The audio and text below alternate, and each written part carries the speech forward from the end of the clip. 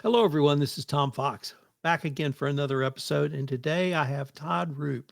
Todd and I met at the world premiere of Sherlock Holmes' Mare of the Night.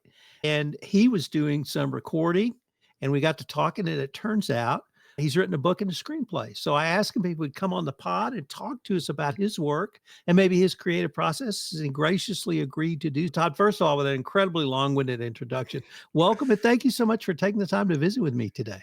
No, no problem. Thanks for the invite. Let's start off with how we met. What were you doing at the world premiere of Sherlock Holmes' Mare of the Night? I had my friend Jason Riley. He reached out to me like a couple days before the premiere saying he needs someone to hold a camera for him so he can do the interviews for his podcast. And he knew that I already was in the process of finishing up my screenplay. So he reached out to me. I agreed. And once I got there, he's like, if you want to talk to people, go ahead. And when we first saw you, we actually thought you were like one of the producers. Just one of the OGs, huh? Yeah. Cool. That's what I need to tell CJ that what do I need to do to get a producer credit next time? Because I've never done that. But that's cool. Yeah, you guys were over recording a live pod. And so, like I said, we got to talking and you told me about the screenplay, but you also told me about the book. And Yes. so I wanted to start with the book. Tell us about Task Force Titan. So Task Force Titan, it took me about 7 years to write it. So beginning process of the book was more along the lines of me creating these characters and then creating the world around them. I know a lot of people like go through and build the world first, but the way that my brain works, if I can create some characters, I can build almost any world around them as long as they fit into that world. So when you say build characters, did you draw them? Did you think through them? Did you talk to them in your head? Did you work out who they were, what they were, where they were going before you committed it to paper? What was your creative process? When it comes to creators, like I tend to just go full out in my mind, think about what can they do, what should they not do, what kind of personality I want, and then I go from my brain to paper, just writing it down. I'm not so good at drawing. So when I write fiction, I literally see it play out in my head like I'm watching on television. And frankly, all I do is report what I see in the form of typing. Is that your process or is it something different? Yes. Nope, that's exactly how I do it. As long as I can see it in my mind, I can write it down. And so, how do you develop your characters? Because what I need is a long stretch of time where I'm doing something mindless. So, I used to be a cyclist riding 100-mile rides, and I would literally work out a chapter in my head. Or if I take a long walk where it's an hour or so, Mhm. excuse me, when I really have the chance to just open my mind and think through things and not have to worry about too much else. Or do you do something like that? Or do you have a focus time you can sit in your desk? How Um, does that work for you? for me, it's a lot of things for me just like randomly come in my head. Like I could be just living completely like working on a house or working on a car, and then all of a sudden out of nowhere, it's hey, this could be a really cool character if I did this and this. And a lot of like the main characters in the story, well, I can't say that. The side characters in the stories were actually the ones that I created first. And I had those ones created back in 2013.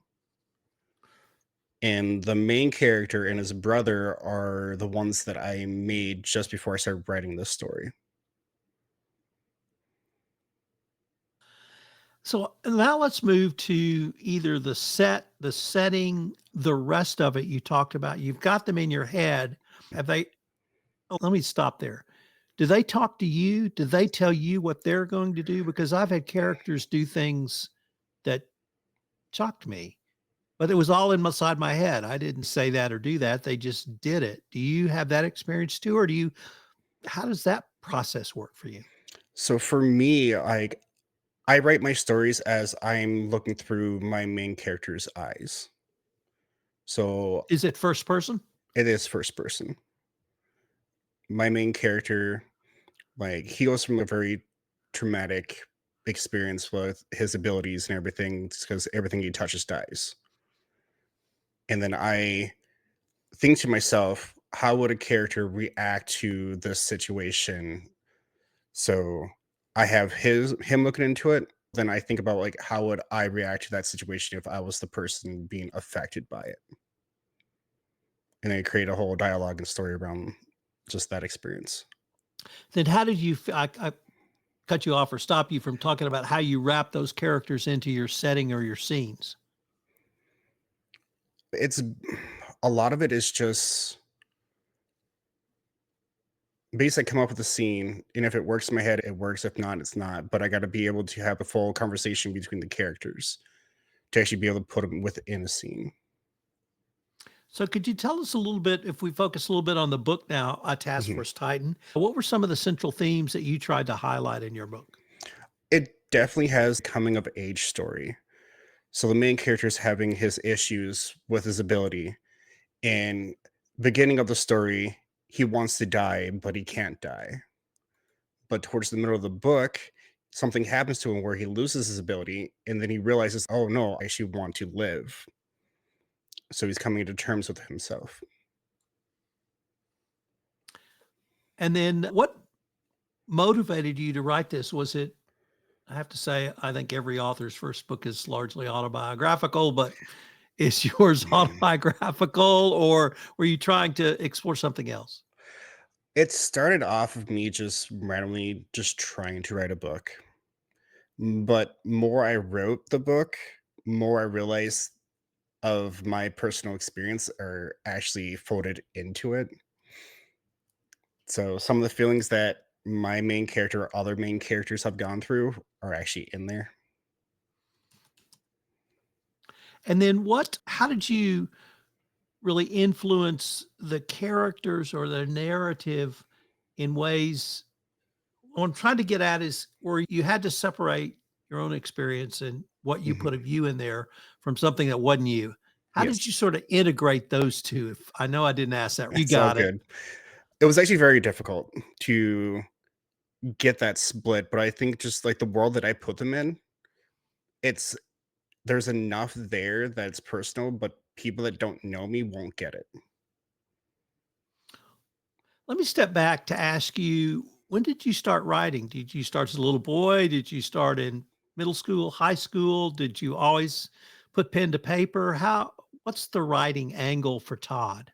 I started off actually in middle school. So I started writing poems and mostly songs. I was super big into music, wanted to actually be a lead singer of a band, being the songwriter, the lead singer, but I'm not the greatest at singing, so that didn't pan out so much.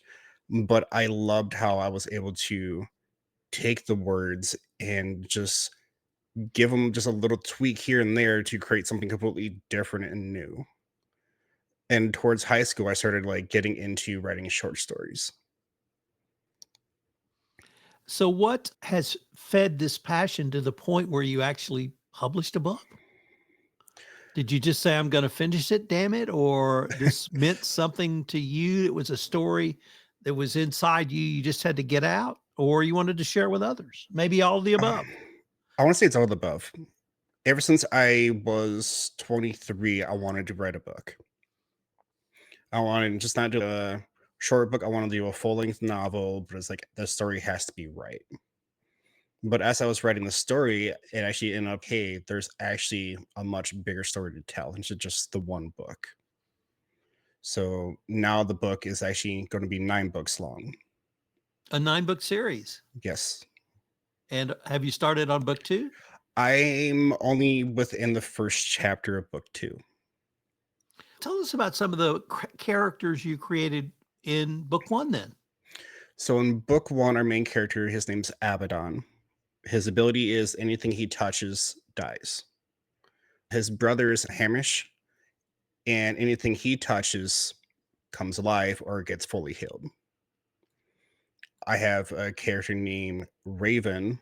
She can she's a very shy character and she can go into shadows. And when she's within the shadow, she's in a dimension that's of her own. And that dimension, she's basically like God, and she can pull others into that dimension too. I have a character which is the leader of Task Force Titan. His name is Strad, and his ability is basically have a master intellect when it comes to fighting or leadership skills. So anytime you were to fight him, he's already figured out how to beat you. On the villain side, I have Jester. He's our main villain, and he's actually living in the past, present, and future at the same time. So the three book series were all through all nine books. We're trying to figure out how to get rid of Jester because Jester's just trying to figure out how to make the world better for him and no one else. Then I got his right hand man, Pumpkinhead, and the longer you fight Pumpkinhead, the stronger he gets and the faster he gets. And the main girl for Jester, her name is Widow. And if you're within some amount of feet of her, she can take control of you, which actually kicks off the big situation in the first book. I don't know if you knew this, but Steven Spielberg originally envisioned Star Wars as a 9-part trilogy, and of course, Oh. it was. So that's very good. Have you do you have all 9 books at least sketched out in your head, or are you gonna explore and evolve as you go? Or something So else?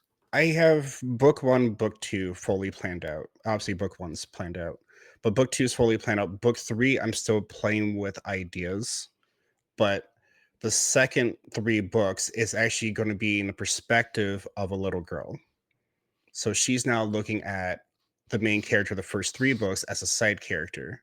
So we're not always going to see who he is through his eyes. But that is more like Abaddon now having to raise this little girl. So that book one is going to be about her being a child. Book two of that is going to be her like a teenager.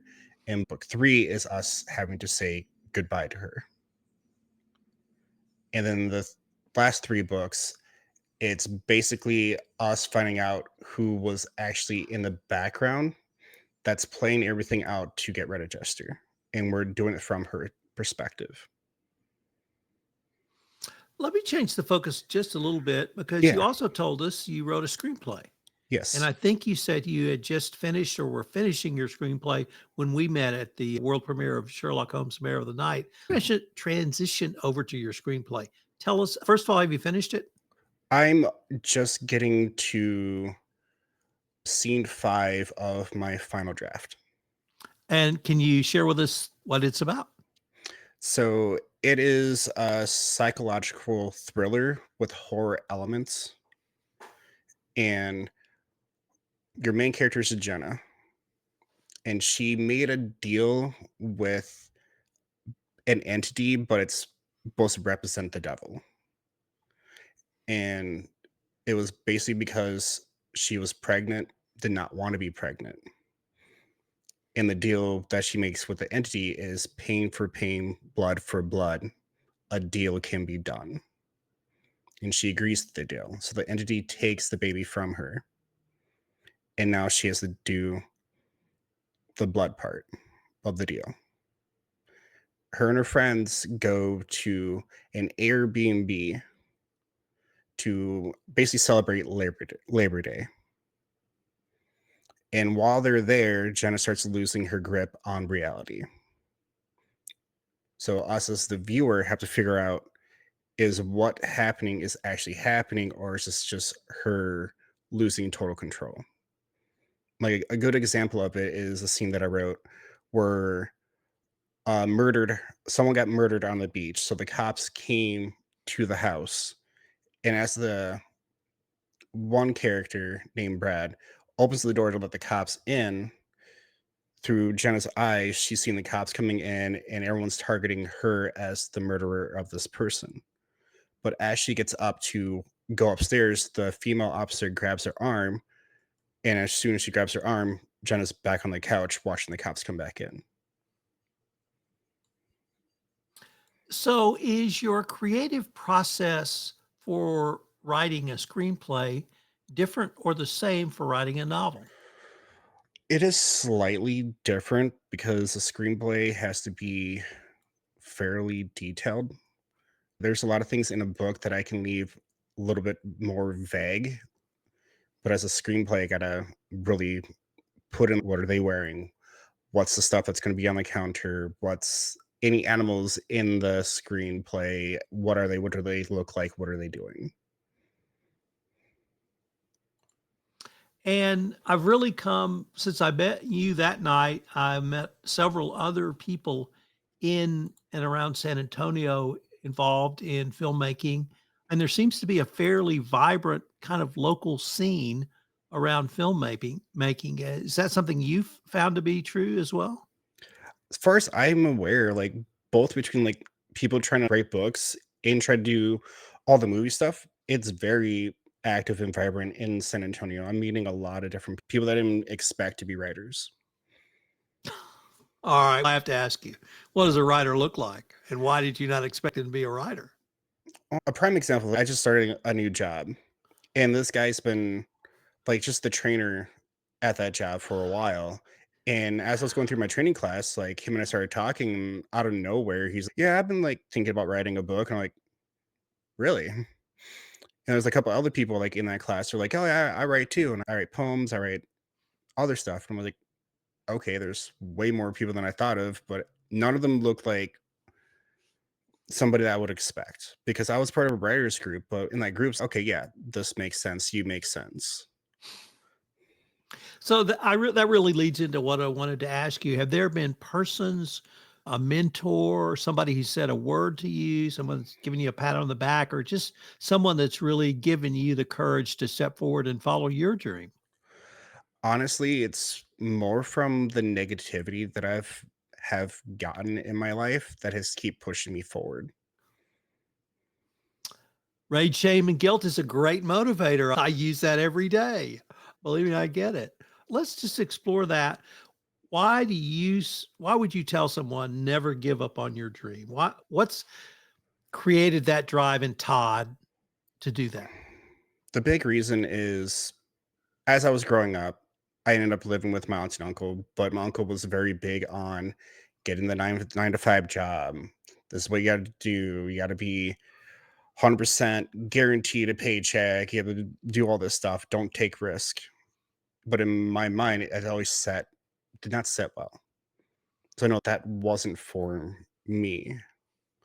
So I like set out and okay, cool. I want to keep pushing to all these different things that I think that I would enjoy doing. And if they don't work out, they don't work out. So I know there's a lot of people out there where their parents just like completely told them not to go that route. Don't do this. The risk is too great. But it's not. It's much greater risk on not even attempting it because you're going to see someone else that went down that same route and they made it. But that could be you as well. You just got to do it. Put your foot forward. Give it what you can. Don't worry about the risk. The worst thing that can happen, you don't get it. And to me, that's not the biggest deal. I have to point to you as a prime example. You said it took 7 years to finish your novel. I want to use that as the starting point for the next question of what advice do you give people who feel their dreams are unattainable? They've deferred them too long, or they think it's taking them too long to achieve it. Well, I think the best thing that I can say is dreams never die. We just get older.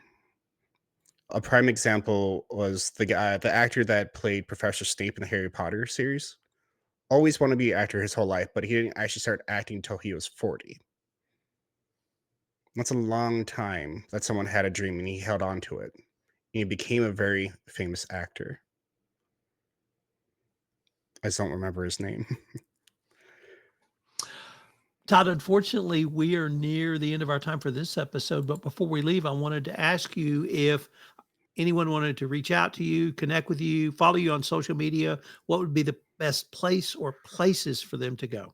Right now I don't really have a place, but if you want to friend me on Facebook, I have no problem accepting friend requests on Facebook. Just type in my name, you'll be able to find me. Send me a quick message or anything, or if you're just curious about writing or like different aspects of writing, I'm more than happy to answer any questions. Todd, I wanted to thank you again for taking the time to visit with me.